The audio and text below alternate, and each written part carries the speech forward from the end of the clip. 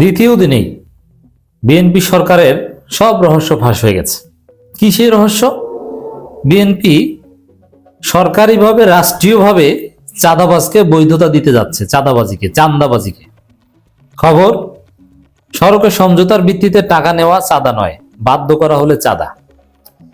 এর মানে রাষ্ট্রীয় পৃষ্ঠপোষকতায় চাঁদাবাজির লাইসেন্স। এটা এতদিন না খাওয়া, 17 বছরে খেতে পারেনি, ইউনূস সরকারের আমলে লুকিয়ে লুকিয়ে খেতে হয়েছে, চাঁদাবাজি করে আবার অনেক জায়গায় গ্রেপ্তার হতে হয়েছে, আবার জামাত এনসিপির গালি খেতে হয়েছে যে তোরা চাঁদাবাজ।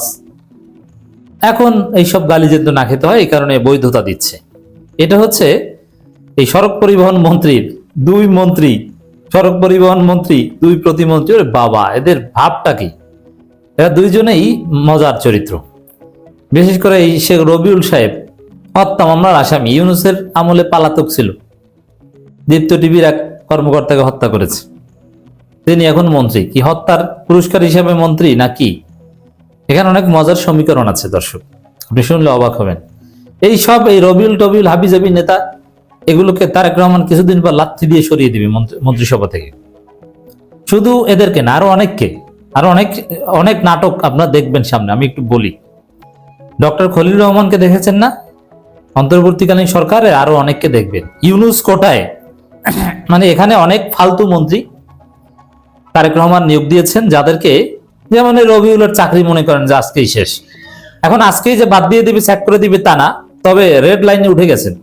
এই যে মানে সমঝোতার ভিত্তিতে টাকা নিলে এটা চাঁদাবাজি নয়, এই কথার মধ্য দিয়ে ওর চাকরি শেষ, তবে চাকরিটা চলে যেতে সময় লাগবে। তারেক রহমান রেড মার্ক দিয়ে দিয়েছেন। এরকম আরো অনেকের চাকরি শেষ হয়ে যাবে, তাদেরকে বাদ দিয়ে কাদেরকে ঢুকাবেন? ওই খলিল টাইপের আমেরিকার, ভারতের ইউনূস কোটায় অনেককে ঢুকাবেন। কেন ঢুকাবেন?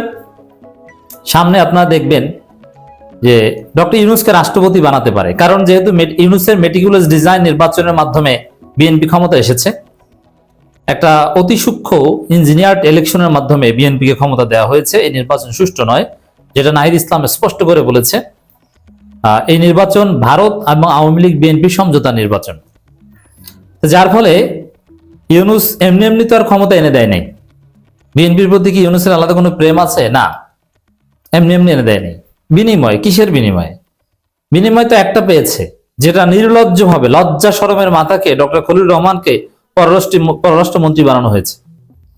কারণ ইটস ভেরি অ্যালার্মিং, এবং এটা তো মিনিমাম একটা কমন সেন্স যে খলিলুর রহমানকে মন্ত্রী বানালে সরাসরি নির্বাচন প্রশ্নবিদ্ধ হয়, কিন্তু সামলানো যায়নি। একজন শুরুতে না ঢুকালে পরে যদি আবার কাউকে না ঢুকায়, এই খলিলুর রহমান বিএনপি মন্ত্রিসভার ভিতরে লাইন গেট করবে, তার বলয়ের মানে ওই ইউনূস গ্রুপের আরো অনেককে মন্ত্রী পরিষদে ঢুকাবে।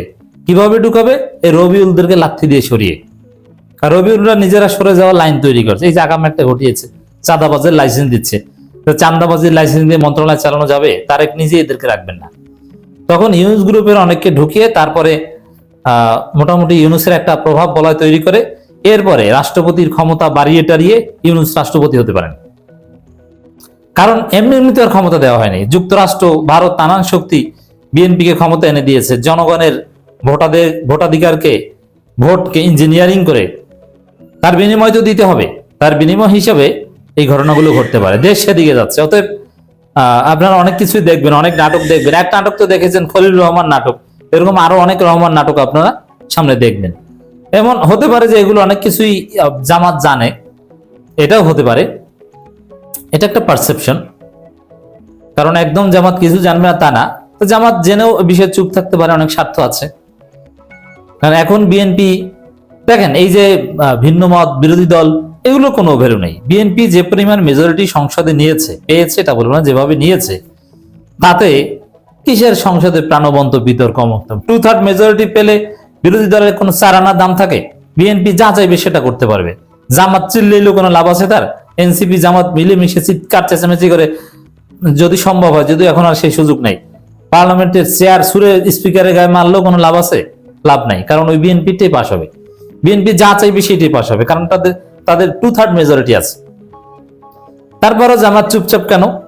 হয়তোবা ইউনূস রাষ্ট্রপতি হবে, তারপর একটু ব্যালেন্স করবে, একটা ভালো কিছু হতে পারে, এরকম অনেক কিছু হতে পারে সামনে। তো দর্শক, সড়কের সমঝোতার ভিত্তিতে টাকা নেওয়া, চাঁদা নয়, বাধ্য করা হলে চাঁদা। এখন এটা ডেইলি স্টারের কপালে বিপদ, কি বিপদ আসে। সংবাদপত্রের স্বাধীনতা নাই তো, সাংবাদিকদের চাকরি থাকে না। ওই হাসিনা প্রথম আলোর এক সাংবাদিককে জেল খাটিয়েছিল। এখন সাংবাদিকদের কি অবস্থা হয় কে জানে। ডেইলি স্টারের যে সাংবাদিক রিপোর্টটা করেছে তার কপালে বিপদ নেমে আসতে পারে। এত বড় সাহস, বিএনপি সরকারের চাঁদাবাজি নিয়ে রিপোর্ট করো, তুমি ডেইলি স্টার চাকরি করো, তুমি সাবেক শিবির, অপেক্ষা করেন। তো দর্শক, আরো একটা মজার কথা বলি যে তারেক রহমান সরকারের সাবেক শিবির যাদেরকে ওরা গুপ্ত বলে, কেউ না কেউ ঢুকেছে, আমাদের নজরে 2-4 জন পড়ছে, এরকম ভালো। তো তাদের সরাতে পারবে না। ওই বিএনপি থানা পর্যায় থেকে চাঁদাবাজি করতে করতে যারা মন্ত্রী হয়েছে তাদের কপালে বিপদ আছে, সেরকমই একটা ঘটনা আজকে ঘটে গিয়েছে। এখন এত এই রিপোর্ট অন্য কেউ করার সাহস পেত না, ডেইলি স্টার করার সাহস পেয়েছে।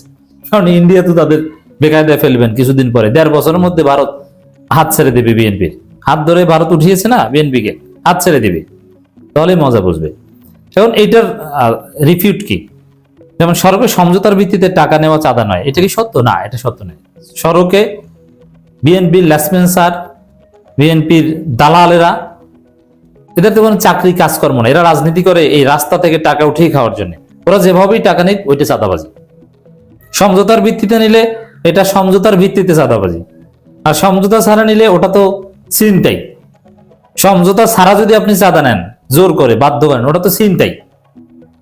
বুঝতে পারছেন? এখানে বিএনপি নেতারা চাঁদাবাজির সংজ্ঞা এবং ছিনতাইয়ের সংজ্ঞা গুলিয়ে ফেলেছেন। তাহলে বাস্তবতা কি? বাস্তবতা হচ্ছে, সঠিক হচ্ছে,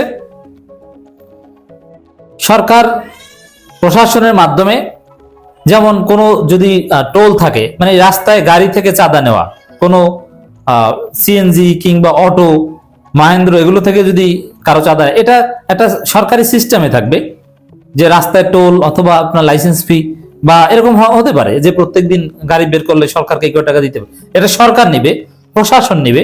যেমন বিদ্যুৎ বিল বা অন্যান্য ফি নেওয়া হয়, এভাবে একটা সিস্টেম করবে, অথবা ডিজিটালি দেওয়া হবে। কিন্তু বিএনপির দালালদের ওখানে কাজটা কি? ওরাই তো এটা খাবে। যদি সড়ক থেকে কোনো টাকা পয়সা, কোনো নিরাপত্তা দেওয়ার কারণে বা যেভাবেই হোক না কেন যারা গাড়ি চালায় তাদের দিতে হয়, এটা সরকারকে দিবে। তো এখানে সমঝোতা অসমঝোতা তো কিছু না। তাহলে আপনি নিশ্চিতভাবে বুঝতে পারলেন যে এখানে প্রকাশ্যে চাঁদাবাজির, এটা একটা চাঁদাবাজ সরকার, জাতীয়তাবাদী চাঁদাবাজ সরকার। চাঁদাবাজির প্রকাশ্যে বৈধতা দিল, দিবালোকে না স্পষ্ট হয়ে গেল। এই মন্ত্রীকে সরাতে হবে, আমাদের দাবি স্পষ্ট, এই মন্ত্রীকে সরাতে হবে। তারপরে খলিল টাইপের কাউকে আনেন বা না আনেন, যেহেতু দেশ চালাবেন, কিন্তু কোনো চাঁদাবাজের বৈধতা দেয়া মন্ত্রী দেশ চালাতে পারবে না। এদেরকে সরিয়ে দিতে হবে। এটা নাগরিক হিসাবে আমি সর্বপ্রথম এই দাবি উত্থাপন করলাম। আমরা কোনো চাঁদাবাজকে, চাঁদাবাজের পৃষ্ঠপোষকতাকে, চাঁদাবাজের বৈধতা দানকারীকে মন্ত্রিসভায় দেখতে চাই না।